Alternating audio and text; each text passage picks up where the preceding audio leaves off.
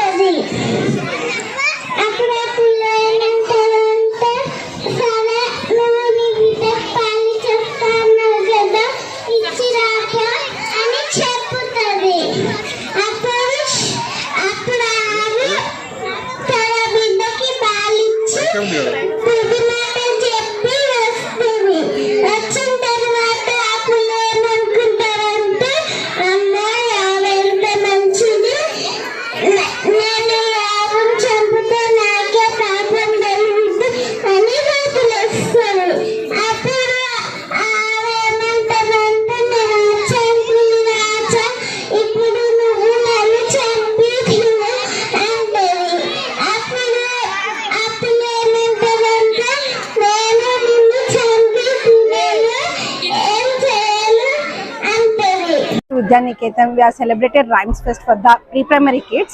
Rhymes are very useful for the kids. Rhymes are useful to kids to learn the new words and expressions and actions of words. Rhymes are singing rhymes together build the team spirit in the students, and it increase the confidence levels. So in the end of the academic year, we are conducting this festival. Whatever they are learned in the classroom, all those rhymes they are performing on the dais, they are looking very beautiful and very nice. So for the rhymes, they are dancing rhythmically. It is very beautiful. So rhymes are part in our life. From childhood onwards, we are growing through the rhymes only. So these festivals are very useful to the kids to build their confidence levels and their coordination. Very useful for the kids. Rhymes they can learn the new words and actions and the expressions for the words. They can learn so many things by the rhymes. So for this purpose, we have conducted this Rhymes Fest in our school.